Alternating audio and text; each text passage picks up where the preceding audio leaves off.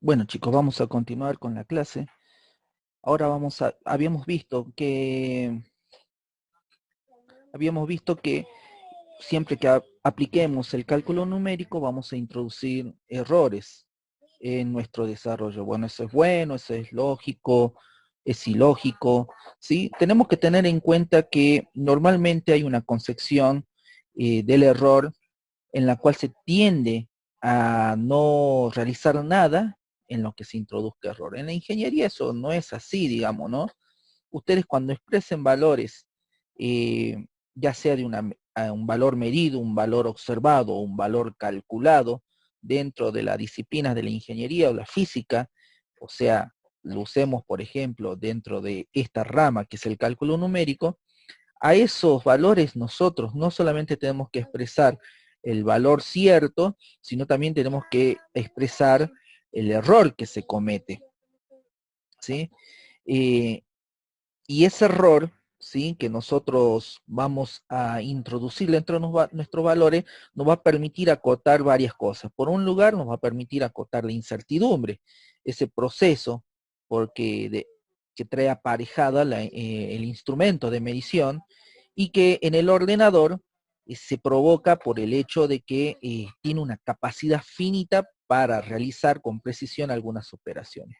¿Sí? Este proceso de medición genera incertidumbre porque el instrumento de medición va a tener cierta limitación para poder otorgar valores precisos, es decir, que sean lo más eficientes posibles, que tengan un sentido.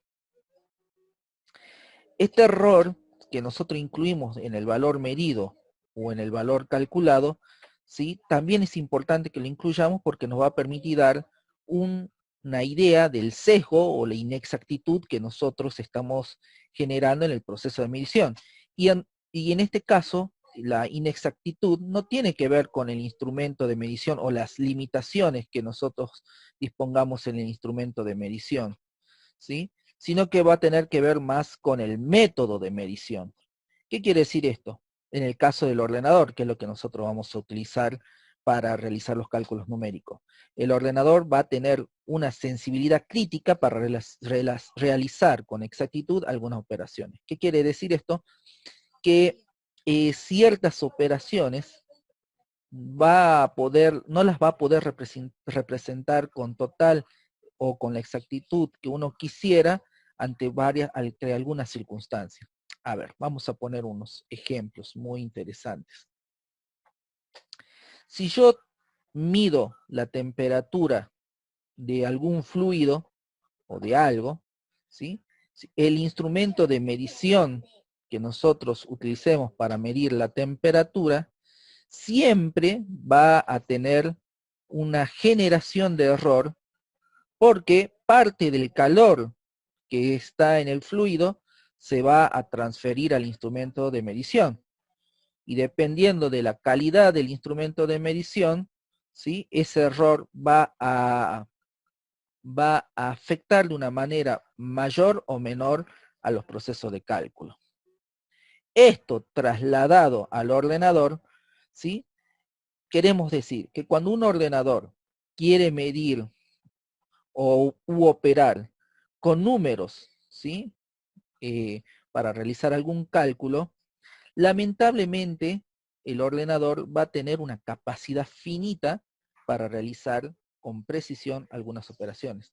Esto se debe a que el ordenador almacena los números en algo que se denomina palabra. La palabra vendría a ser como un conjunto de casilleros, ¿no? Lo voy a mostrar en forma genérica, lo voy a mostrar un poco en forma genérica que me estoy queriendo referir, ¿sí? Nosotros podríamos decir que una palabra es un espacio en la memoria, ¿sí? Que se divide en diversos casilleros, donde cada uno de estos casilleros va a almacenar un bit. El conjunto de todos estos bits, ¿sí? Va a denominarse palabra. Como ven, la palabra tiene una capacidad finita de casilleros, donde se va a poder colocar un valor 1 o 0.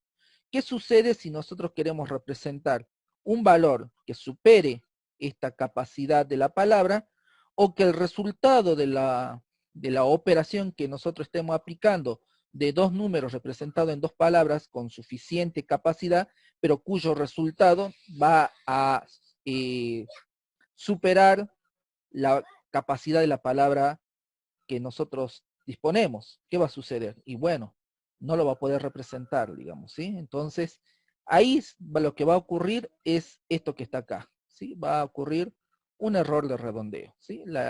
El ordenador no le queda, no tiene otra opción que aproximar el valor que nosotros obtengamos como resultado del cálculo al valor más cercano que pueda representar, de tal manera que no se pierda mucha información, ¿sí?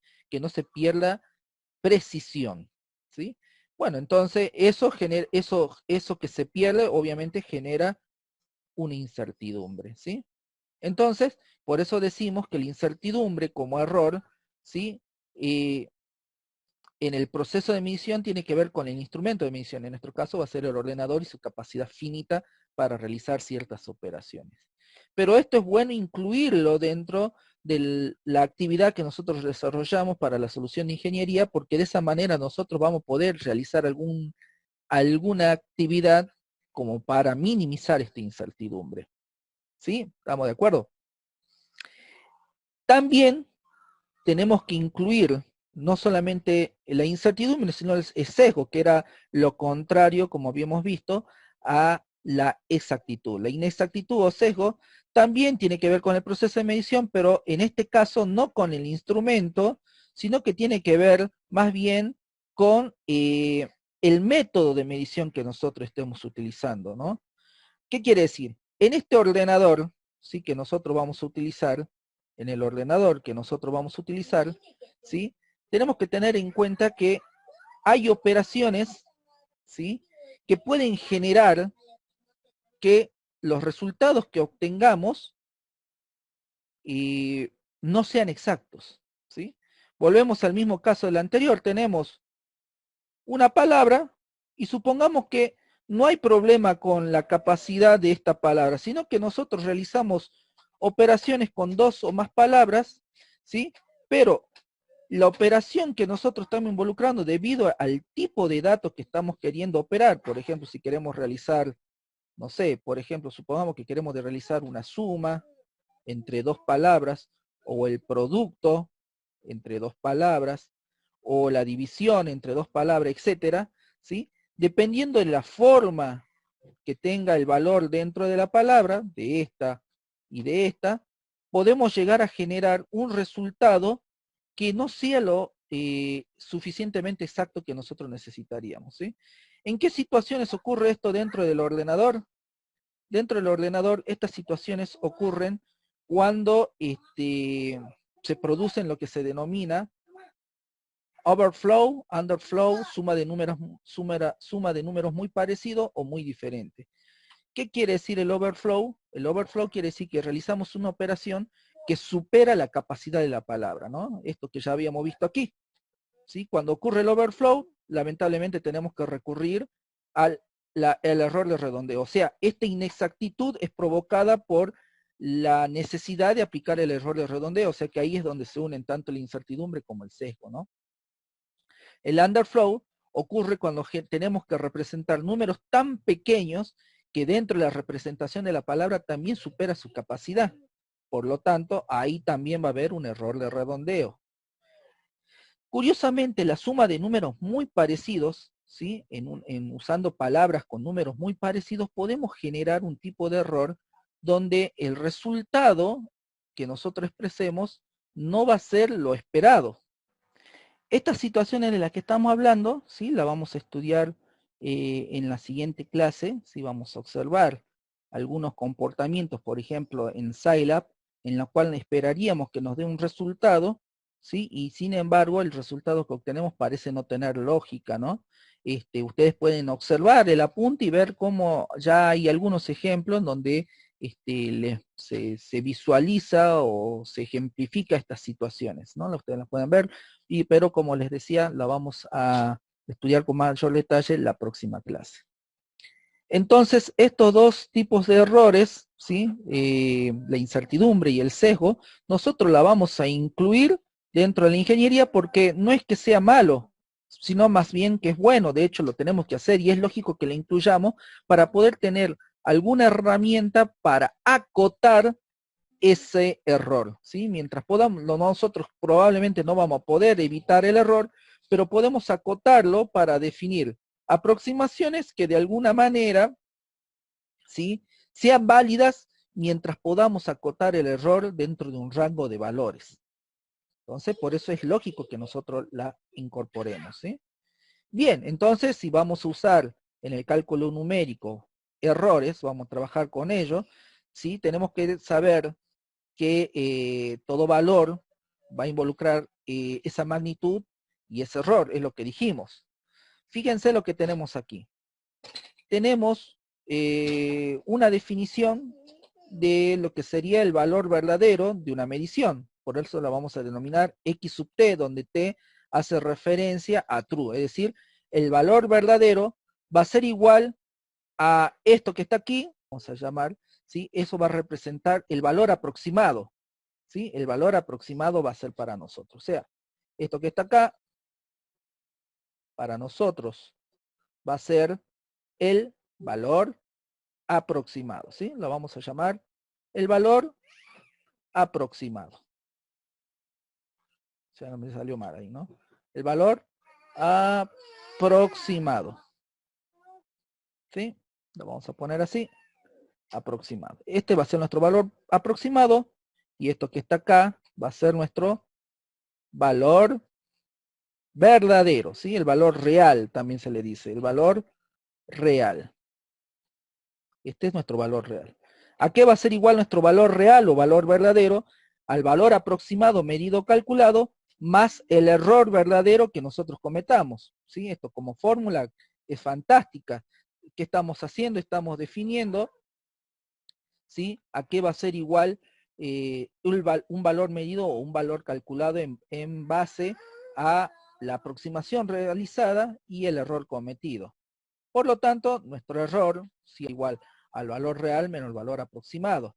Perfecto. Si para determinar el error nosotros necesitamos del valor verdadero, tampoco lo tenemos disponible porque en definitiva, ¿qué estamos haciendo nosotros? Estamos aplicando métodos numéricos para obtener aproximaciones porque no podemos recurrir a un modelo matemático exacto.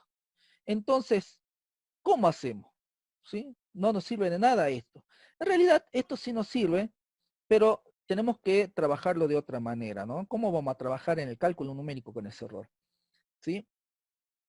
Ya habíamos dicho que en la ingeniería, como vamos a poder manejar una magnitud y no conocemos el error de esa magnitud, lo que vamos a hacer es acotarlo. Entonces, fíjense lo que vamos a hacer. El valor verdadero va a ser igual a un valor aproximado que va a estar representado por un conjunto de dígitos confiables, ¿sí? Podrá estar representado por un conjunto de dígitos confiables, es decir, este X sub t va a estar representado por un conjunto de dígitos confiables. Mientras que nuestro error verdadero lo vamos a acotar ahora por un solo dígito que va a representar la incertidumbre, ¿sí? ¿Cómo lo vamos a hacer? ¿Sí? ¿Cómo es que vamos a lograr esto? Para lograr esto, nosotros vamos a usar el concepto de cifras significativas, ¿sí? Las cifras significativas es justamente esto. Es una representación de un valor a través de un conjunto de dígitos confiables, ¿sí? Más, y acá no es menos, acá más un dígito con incertidumbre. Acá lo voy a corregir porque no vaya a ser que ustedes lo tomen este error mío, lo tomen como algo verdadero, ¿no? Esto es una suma, perdón. Esto es una suma, ¿sí? ¿Qué quiero decir entonces? Que nosotros vamos a trabajar con algunos valores, como por ejemplo este que está acá, ¿sí? Y lo vamos a tomar a ese valor dentro de ingeniería, donde algunos o muchos de esos dígitos van a ser confiables Y el único dígito que nosotros vamos a tomar, un dígito vamos a tomar que represente la incertidumbre. Que vamos a trabajar con la cantidad de cifras que nosotros necesitemos para tomar de manera confiable, más solamente un dígito que va a ser la incertidumbre. Y de esa manera, en el mismo valor, estamos tomando valores confiables, o sea, valores exactos y valores precisos, ¿sí? Y con un solo dígito vamos a representar la inexactitud y la imprecisión, ¿sí? Esa es la idea de la cifra significativa. ¿Cómo vamos a hacer? ¿Sí? ¿Y por qué los vamos a usar? ¿No? Los valores numéricos expresados con cifras significativas permiten establecer un criterio de validación de las aproximaciones generadas en base a su incertidumbre. ¿Qué quiere decir esto? ¿Se acuerdan qué era esto? Era el esquema del método numérico que estábamos viendo, ¿no? Y acá decíamos si veíamos si la aproximación era válida. Bueno, ¿cómo vamos a verificar si esa aproximación es válida? A través del análisis del error que nosotros estamos cometiendo en la aproximación, ¿sí? ¿Qué es lo que vamos a intentar establecer ahí gracias a las cifras significativas? Vamos a tratar de establecer que si esta aproximación que nosotros estamos generando genera un error que es aceptable, ¿sí? Si esa aproximación genera un error que es aceptable, y como ese valor ya contiene el error, nosotros podemos establecer un criterio para indicar si ese error que viene con el valor es aceptable o no, ¿sí? Lo vamos a tomar el valor como válido, si el error es aceptable, y si no, recién vamos a hacer esto, ¿no? Es decir, este valor que veníamos hablando desde antes, ¿sí? Incluye el error que se comete. Entonces, analizando ese error que se comete, podemos determinar si el mismo es aceptable o no. Si es aceptable, se devuelve el valor de la aproximación como válida, y si no, volvemos al proceso que habíamos descrito anteriormente, ¿no? Que esa aproximación se convierte en la nueva entrada, en el valor anterior, se vuelve a generar el cálculo de aproximación, ese valor que genera contiene un conjunto de valores precisos y exactos, y un dígito que representa la imprecisión y la inexactitud. Otra vez se vuelve a evaluar si el error que se comete en esa aproximación es aceptable. En el caso de que no sea aceptable, se vuelve otra vez al proceso iterativo, y si no, se genera la salida del valor aceptable, ¿sí? De esa manera, entonces, estamos usando la cifra significativa dentro del método numérico para poder generar una solución aproximada, ¿sí? Válida, ¿sí? Entonces, por eso es que necesitamos que nuestros valores estén expresados en términos de cifras significativas. ¿Se entiende? Bueno, y a esta altura me deben estar volviendo a preguntar todos, pero bueno, profe, pero ¿cómo hacemos para trabajar con el error expresado por las cifras significativas del valor de la aproximación? Bueno, por fin llegamos a esto. En general, los métodos numéricos que nosotros vamos a utilizar van a estar definidos, o en algún momento de su proceso de desarrollo vamos a tener que calcular y definir tres cosas. Por un lado, vamos a definir esto que está aquí y que se denomina error absoluto.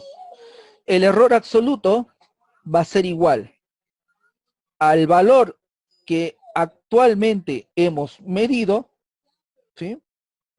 Menos el valor anterior que hemos medido o obtenido, ¿sí? En valor absoluto. Es decir, este valor que es, recordemos que este valor era esto, ¿sí? El valor que nosotros pusimos como entrada es nuestra primera aproximación. Cuando nosotros metemos ese valor por aquí, se genera este valor que está acá. Es decir, la aproximación. Esa aproximación es este valor que está aquí. ¿Sí?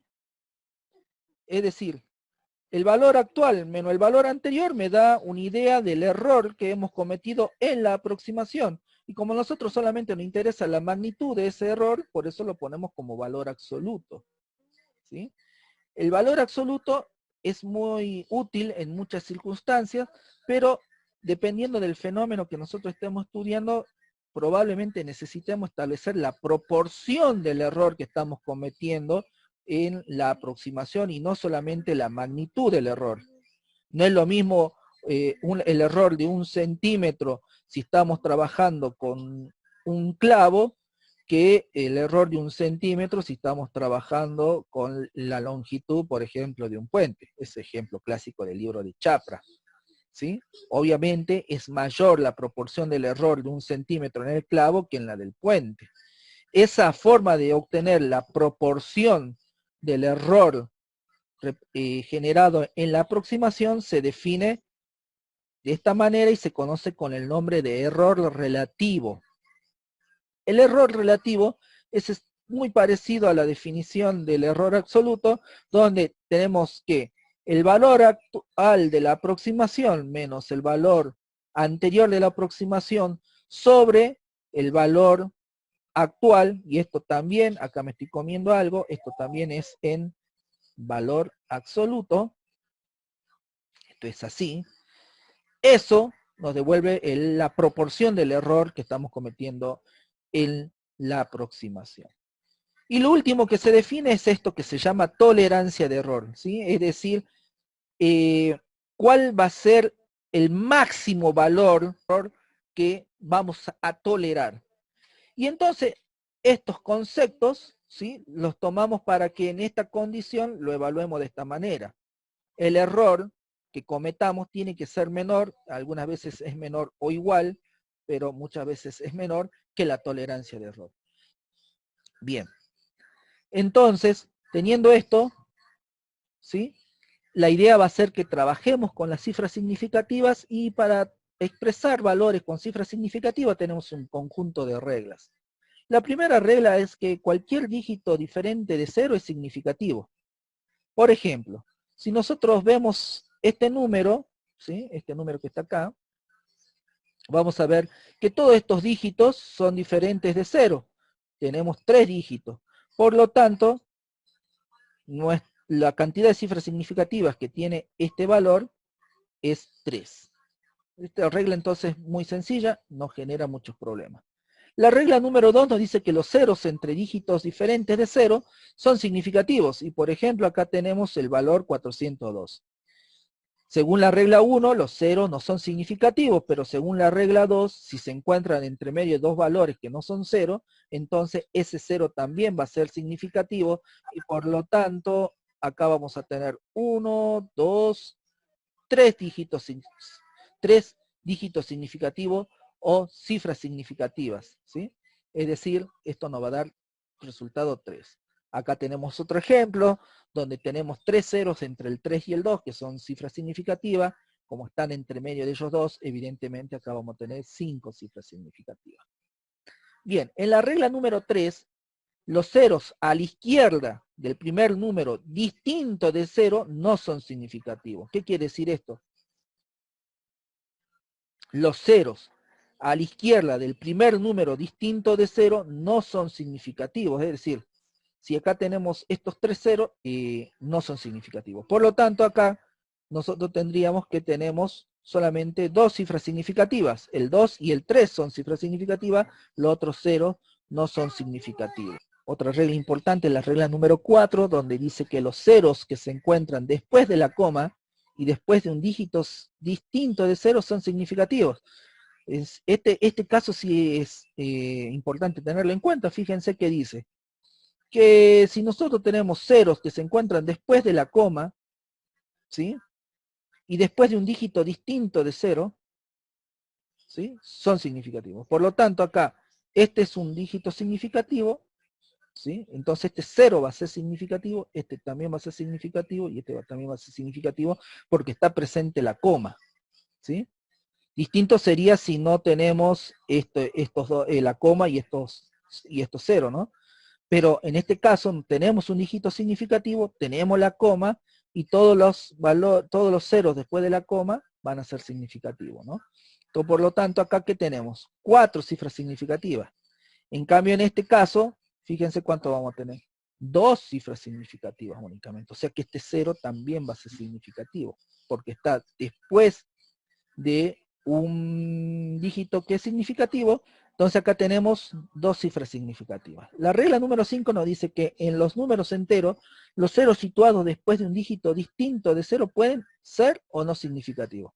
Es decir, acá tenemos el 600, no hay una coma, fíjense, no hay más ceros. Entonces no podemos asegurar que en este caso tenemos 3 cifras significativas, 2 cifras significativas o una cifra significativa. ¿Sí? Necesitamos más información, ¿sí? Por eso, en realidad, lo único que podemos asegurar que puede ser que tenga 1, 2 o 3 cifras significativas.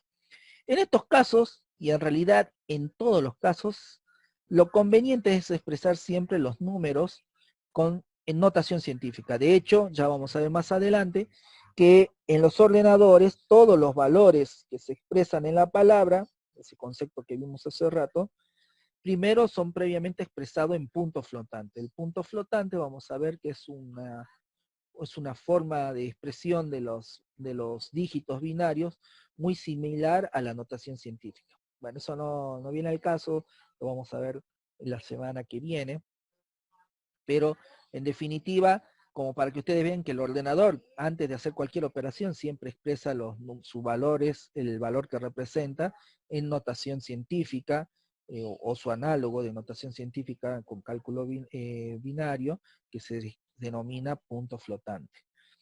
Entonces veamos un par de ejemplos acá, ¿no? Fíjense. En la notación científica, ¿sí? Si nosotros expresamos 6 por 10 al cuadrado, va a ser el mismo valor 600, pero vamos a tener una sola cifra significativa, porque todo lo que se encuentre a la izquierda del signo del producto se cuentan como cifras significativas. El mismo valor, por ejemplo, se puede expresar de esta manera. Por lo tanto, aquí tenemos 2 cifras significativas explicitadas por gracias a la notación científica, ¿no? Bueno, acá simplemente estoy poniendo el 1 para que quede reflejado, digamos, no se suele poner que está elevado a la primera, pero para este ejemplo lo quería hacer explícito de tal manera que ustedes puedan ver la idea de que todo lo que está a la izquierda del producto van a ser cifras significativas. Bien. Por otro lado, también vamos a poder realizar operaciones con cifras significativas, ¿sí? La primera operación va a ser algo que ustedes conocen bastante, que es la regla del redondeo. O sea, cuando ustedes aplican la regla del redondeo, generalmente están produciendo cifras significativas, porque el redondeo, ¿por qué lo aplican? Por una necesidad de que no pueden o no pueden expresar un valor con la cantidad de dígitos que ustedes quisieran, entonces la terminan redondeando. La regla de redondeo tiene que ver con una incapacidad de poder expresar un valor con muchos dígitos, es una imposibilidad real y entonces por eso aplicamos la regla de redondeo, que es una operación con cifras significativas. Ahí ustedes pueden ver que esta regla de redondeo a su vez tiene algunas subreglas. En general se aumenta 1 en 1 al dígito menos significativo si el primer dígito descartado es mayor que 5. ¿Sí? Se mantiene su valor si el primer dígito descartado es menor que 5, hasta ahí es todo lo que nosotros conocíamos, y si el primer dígito descartado es 5 o es 5 seguido de ceros, ¿sí? En este caso debemos proceder de dos maneras. Si el dígito menos significativo es par, mantiene su valor, mientras que si el dígito menos significativo es impar, se incrementa en 1. Y acá tenemos un par de ejemplos. Tenemos que redondear a dos cifras significativas, ¿sí? El valor 0,00231. ¿Sí? ¿Cuántas cifras significativas tenemos acá? Tenemos 3 cifras significativas, ¿no? 3 cifras significativas. Pero tenemos que redondearla a 2. ¿Cómo nos va a quedar? 0,23. ¿Por qué? Porque el elemento descartado, ¿sí? Acá este elemento que vamos a descartar, ¿sí? Es menor que 5. ¿Sí? Otro ejemplo, vamos a redondear a dos cifras significativas este valor, ¿sí? Este valor que está acá, ¿sí? Y acá tenemos un montón de cifras significativas, ¿no? Tenemos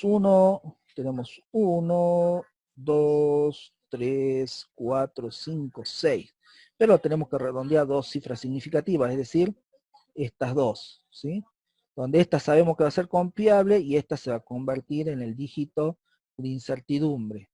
Bueno, ¿qué tenemos que hacer? Fíjense que en este caso, el dígito que nosotros estamos por descartar, es un 7.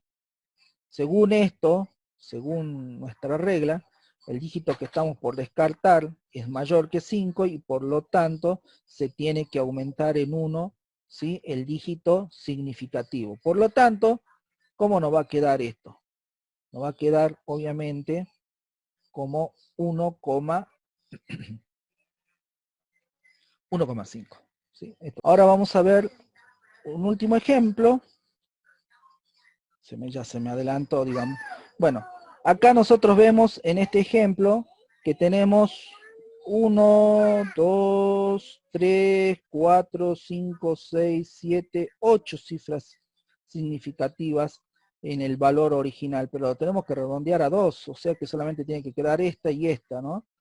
Y este va a ser nuestro valor confiable y este va a ser nuestro dígito incierto. Fíjense que, ¿qué es lo que dice la regla? Nos dice que si el primer elemento que vamos a descartar, que en este caso es 5, ¿sí? Es 5, o es 5 seguido de ceros, ¿sí? ¿Qué tenemos que hacer nosotros? Si el dígito menos significativo es par, mantiene su valor, lo cual no es así, porque es un valor impar, sino que es, y en el caso de que sea impar, se incrementa en 1. Por lo tanto, como el valor, el dígito menos significativo, va a ser, es impar, ¿sí? En este caso, nosotros ¿qué vamos a tener acá? Que nuestro valor va a ser, obviamente, 1,6. Bien, esa es la primera regla de una operación con cifras significativas. Bien, ahora vamos a continuar con la regla número 2. La regla número 2 nos dice que en una suma o resta, el número de dígitos del resultado viene marcado por la posición del menor dígito común de todos los números que se suman o se restan. ¿Qué quiere decir esto? Veamos un ejemplo. Acá tenemos tres números en los cuales se aplica una suma. El primero tiene dos cifras significativas, el segundo tiene dos cifras significativas y el tercero tiene tres cifras significativas. ¿Cómo hacemos para definir cuál va a ser la cantidad de cifras significativas que va a obtener el resultado? De hecho, el resultado de esta suma es 11,64. Pero ¿cuántas cifras significativas ponemos? 2, 3, 4, bueno, 2, 3, 4, 1. ¿Cómo lo definimos? Bueno, nos dice que tenemos que ver la posición del menor dígito común de todos los números, ¿no? ¿Cuál es el menor dígito común de todos? Bueno, el menor dígito común de todos, fíjense que es la unidad, la primera unidad después de la coma, ¿sí? Es decir, la décima. Por este número que tiene solamente una cifra decimal, por ese número, ¿sí? Nosotros vamos a decir que solamente este número también va a tener esa cantidad, ¿no? O sea, que en este caso, fíjense que nos va a quedar 11,6, ¿sí? Ahí se nos corta porque el dígito común que tiene eh, los, los tres operandos en este caso es el de la décima, ¿sí? Entonces por eso nos queda 11,6, que en este caso también ha sido redondeado, bueno, y en este caso ha quedado 11,6. Acá tenemos otro ejemplo donde fíjense que el 15 no tiene parte decimal. Entonces el mínimo dígito común de todos estos valores es la unidad entera del 15, por lo tanto se tiene que cortar aquí, ¿sí? Y por ese motivo queda como 68, ¿no? Porque al ser igual a 5, ¿sí? Se evalúa si este número es impar, como es impar se le suma 1, entonces queda 68. Bueno, vamos a ver un último ejemplo. Acá tenemos 34,6 más 17,8 más 15,7, eso nos da 18,68,1. Acá, como vemos, el último dígito común entre todo es la primera unidad decimal, por lo tanto el resultado también va a ser 68,1 y no se elimina entonces en este caso ninguna cifra significativa en el resultado final. La tercera regla nos indica que en el producto o cociente el resultado tiene la misma cantidad de dígitos significativos que el menor operando. O sea que si, por ejemplo, acá hacemos esta multiplicación y luego división, vamos a ver que el primer operando tiene 22 cifras significativas, este tiene 3 cifras significativas y este tiene otra cantidad de cifras significativas, que en este caso son 4. ¿Sí? Como tiene 4 cifras significativas, y este tiene 3 y este tiene 2, ¿sí? Y nuestro resultado es 1,0848, el operando con menor cantidad de dígitos significativos es 24, que es 2. Por lo tanto, el resultado va a ser 1,1, luego de que nosotros cortamos acá, redondeamos y de esta manera nos queda ese resultado. En este otro ejemplo, como vemos, tenemos 3,14159 multiplicando a 0,25 elevado al cuadrado y a 2352, ¿sí? 2,352, que tiene 4 cifras significativas. En este caso, claramente vemos que el valor con menor cantidad de cifras significativas es 2, ¿sí? Por lo tanto, este resultado se corta para que quede 0,46. En el logaritmo del número se debe mantener tantos dígitos a la derecha de la coma decimal como cifra significativa tiene el número original. ¿Sí? Y en el antilogaritmo de un número se deben mantener tantas cifras significativas como dígitos decimales posee el número original. Bueno, veamos acá tenemos un ejemplo. Recordemos que dice la regla del logaritmo, se deben mantener tantos dígitos a la derecha de la coma decimal como cifra significativa tiene el número original. Este número original, 3,53, tiene 3 cifras significativas. Por lo tanto, nuestro corte tiene que ser sí o sí acá, ¿sí? Porque se tiene que mantener esa cantidad. ¿Sí? Entonces, luego de aplicar el redondeo, ¿sí? Luego de aplicar el redondeo, entonces este valor nos va a quedar seguramente 0,548. Acá tenemos otro ejemplo de manera similar. Entonces acá, este número tiene 4 cifras significativas, perdón, ¿sí? Tenemos el 1, el 2, el 6 y el 4 porque está expresado en notación científica, por lo tanto estos dos ceros son significativos. Por lo tanto, hay que mantener 4 cifras a la derecha de la coma, por lo tanto nuestro corte va a ser por acá, nuestro corte tiene que ser 1, 2, 3, 4 acá, ¿sí? ¿Sí? Entonces, este resultado en realidad va a tener 5 cifras significativas, aplicando las reglas de redondeo, que vamos a obtener? Vamos a obtener un resultado en el cual nuestro valor va a ser el siguiente, ¿sí? Ahora tenemos un ejemplo de antilogarismo que dice esta regla del antilogarismo, nos dice que el número se deben mantener tantas cifras significativas como dígitos decimales posee el número original. Entonces nuestro número original, en este caso, cuánto ¿cuántas partes decimales tiene? Tiene 1, por lo tanto nuestro valor final tiene que expresarse con una sola cifra significativa, 8 por 10 a la octava, luego de aplicar la regla del redondeo. ¿Sí? Hay otro ejemplo, ¿sí? Acá tenemos, en el número original tenemos tres, tres dígitos decimales, posee el número original, por lo tanto, en nuestro resultado, fíjense que va a tener 3 cifras significativas, ¿no? Porque tiene que tener tantas cifras significativas como dígitos decimales posee el número decimal. Bueno, entonces, de esa manera hemos planteado un par de ejemplos, ¿sí? Muchas gracias, nos vemos en la próxima clase.